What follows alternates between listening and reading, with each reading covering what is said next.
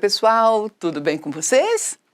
Vamos continuar aqui então na nossa aula de português a respeito do texto que a gente está vendo agora, nesse segundo semestre, no nosso terceiro bimestre, que é a respeito do repente, aquele gênero literário, que é muito tradicional na linguagem oral, na oralidade, que é comum lá, especialmente na região nordeste do Brasil, e que traz sempre esse duelo entre pessoas que usam versos, usam rima, usam também muita criatividade e imaginação, porque esses versos são produzidos na hora, no repente, de improviso.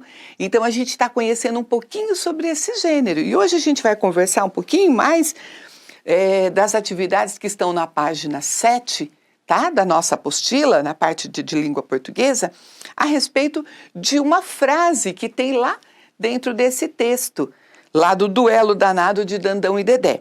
Então, gente, tem uma frase que diz assim, página 7, pega lá a sua apostila.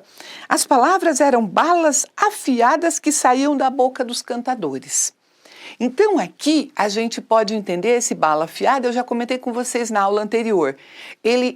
A bala é utilizado aqui como uma comparação porque estavam fazendo um duelo. Quando a gente pensa lá em faroeste, quando a gente vê aqueles filmes antigos, a gente vê que eles duelavam utilizando um revólver, utilizando uma espada, Mas aqui a bala afiada era o quê? Eram as palavras. Então tem uma pergunta assim, por que as palavras são comparadas a essas balas afiadas? Porque aquele que tivesse uma capacidade maior de falar as palavras, de não perder a rima, de falar de improviso, de lembrar de coisas para falar ali na hora, seria o vencedor. Mas também tem uma pergunta assim, olha, bem interessante para a gente refletir, Quero que vocês reflitam muito sobre essa questão B.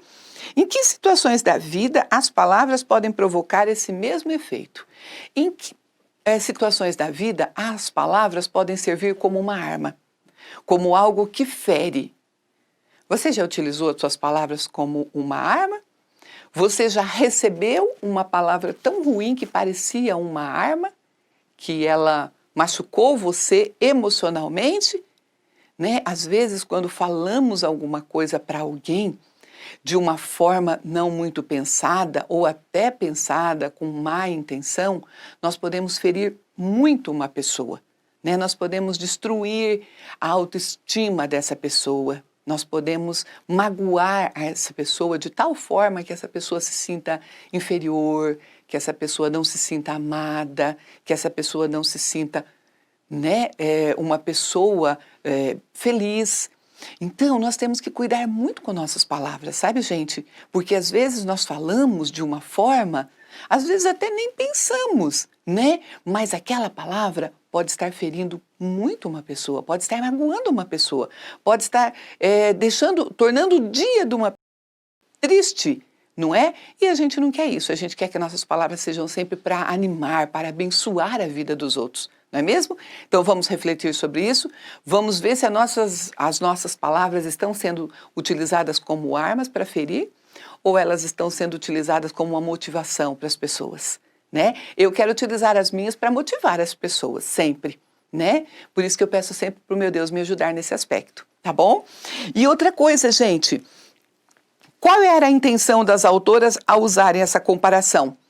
Balas afiadas, que a gente viu ali das autoras que escreveram esse livro, do qual nós temos uma parte no nosso texto. Era dizer exatamente isso, relembrar a questão do duelo, Balas afiadas, assim como num duelo, cada um tem o seu revólver, Quem atira primeiro ali se dá melhor, Ali também, a bala afiada era a palavra, tinha que falar de improviso e tudo mais, tá bom? Agora, na atividade 5, eu quero que vocês deem uma olhadinha comigo no quadro, que a gente vai ver as características de Dandão e Dedé. Então, acompanhe aqui, pessoal. Olha lá. Eu tenho aqui, com relação à cidade, onde morava cada um, a vestimenta que estavam utilizando, o objeto que eles traziam para aquele duelo e as características pessoais.